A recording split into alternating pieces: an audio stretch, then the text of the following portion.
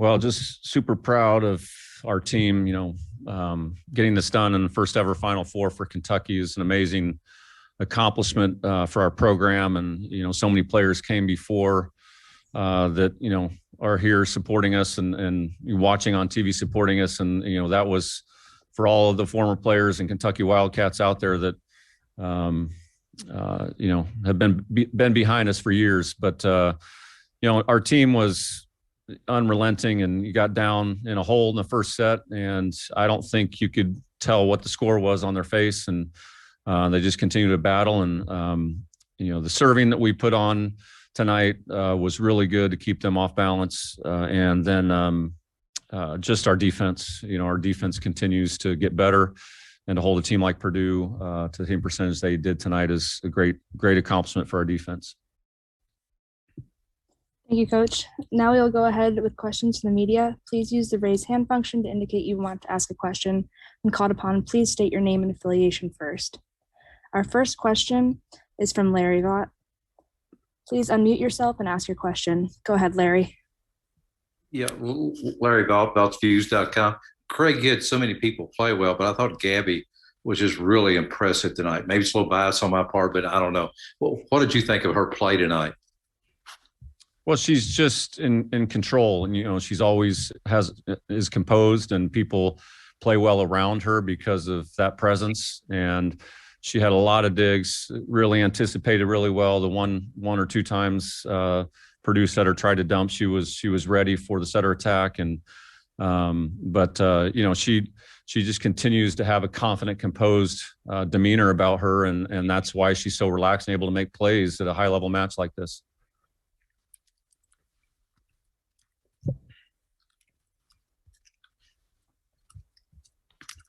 Our next question is from Sam King. Go ahead, Sam. Craig, Sam King from the Journal and Courier in Lafayette, Indiana. My questions are going to be more Purdue-based. First of all, congratulations. Secondly, what do you like about Dave's team where I know going into the season, he said, I don't know what I've got here. I like my team, but a lot of young players, a lot of inexperience. And for them to get to the Elite Eight and to match up against you guys and play you pretty even in that first set, and then it seemed like the talent kind of took over. I think he kind of maximized what he had this year. Yeah, I mean, I think, Dave and John and Kat, and, I grew up with John and Muncie, but, their team's, identity is the same each and every year. They serve tough. They play great defense. They transition hard. They never stop competing. And, we got a lot of kills, but it was not easy to get those kills. And so, I think they just put a lot of pressure on you to execute at a high level and keep you off balance with their serving, short serving, deep serving. And this year's team, I think, to be honest, was probably one of the best blocking teams that Purdue has had. And, so those are the things that stand out to me right now. Second part of the question, what does Carly Kramer mean to your program? What's kind of her role with your staff? And I know that she was a big part of Purdue's program. And when she was here, she said, I really want to get to a Final Four. So how cool is that? She's along for this ride as well. Carly's built for that. That's what, she's a winner. She always has been. And, she's relentless in her job and her effort to be really good at her job responsibilities, and great recruiter and great teacher. She cares a lot and very honest. And, she adds so much value to the program. We're lucky to have her. Thank you, Craig. Congratulations again. Thank you. Our next question will be from John Clay. John, you can go ahead and unmute yourself. Craig, as you mentioned, you fell behind, a little slow start, fell behind early. I think you called timeout when it was 11-6. Do you remember what you said to them at that point, and what do you think turned around that first set for you?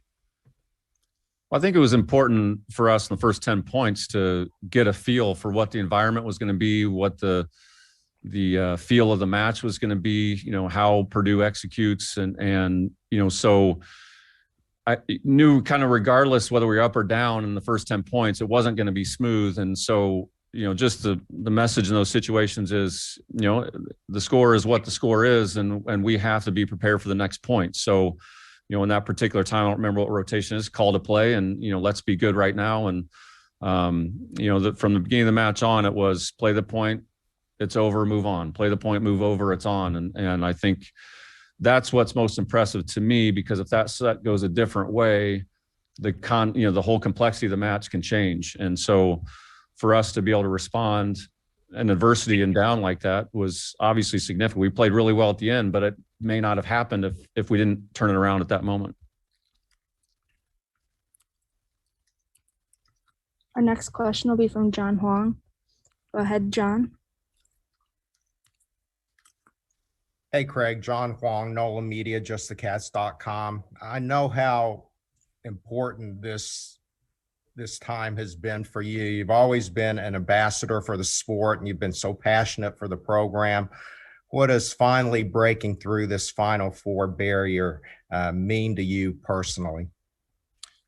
Well, it's certainly been a dream. I mean, just being able to compete in a Final Four as a player, being able to coach in a Final Four in the past, and I just want our players to feel what that's like and to understand, the reward of the effort you put in to get to this point. And the amount of effort this team has put in is unbelievable. And to get 9 months into the season to be able to do it, and to cap it off to be going to a Final Four and chance to go win a national championship is huge. And it means so much to the first class that was ever here at Kentucky when I got here, and all the others that followed, that, we always wanted to, have a dream to get to that point and be mentioned in the same sentence as, other teams have been in the Final Four and won national championships in the past. But, it continues. I still have dreams. One of my frustrations today was I look at ESPN app, I look at USA Today, and not one story on either app on the front page out of about 60 stories had anything to do with women's athletics or volleyball. And we had 8 Sweet 16 matches yesterday, and not one of them was mentioned. And so hopefully tomorrow, or the next day, that, it's a huge sport and it deserves that attention. Our next question is from Lee Howard. Lee, go ahead and unmute yourself. Lee Howard, WKYT Television in Lexington. Coach, congratulations. 2 straight nights of late night matches. First of all, how challenging was that for the players, just kind of going through the late night matches? And then how nice will it be to have a couple of days to prepare for Washington? Well, I don't know. Maybe we should just keep playing late night matches. Maybe that's what we're built for.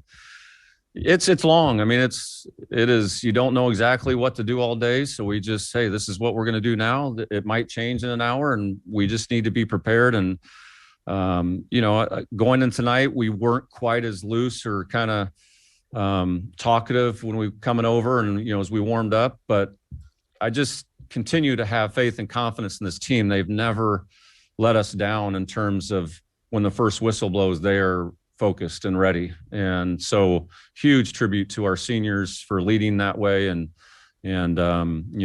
our upperclassmen just understand, how hard it is to win and to be successful. And so it'll be nice to have a couple days to rejuvenate a little bit, for sure. Next question is from Hunter Mitchell. Go ahead, Hunter. Hey, Craig, Hunter Mitchell, Cameron Mills Radio. It seemed like Allie tonight, she's had bigger kill totals throughout her career at Kentucky, but she kind of seemed to be that steadying force for you guys all night long. How important was she just to kind of get you all through kind of a tough first set and then throughout the rest of the match to kind of sustain that level of play? She was huge. I mean, she was unstoppable for, 2 sets, and, some of the amazing plays. I mean, you may have seen the result of the ball she hit thumb down inside the block about 10-foot line, but prior to that, she was on the floor laying out with one hand, digging the ball, and then bump set by Elise Getzinger, our middle, and then she crushes it for a kill. I mean, you cannot teach those types of plays. And so she, continued to make great plays, and serve reception was off the charts, but she plays the whole game, and she was definitely a difference maker tonight. All right, for our final question, we will go back to Larry. Larry, go ahead. Yeah, Craig, when your seniors came in, they openly talk so much about wanting to win a national championship and everything as freshmen before they'd ever played a match. So now that they've got to Final Four, what do you think this moment means to them especially?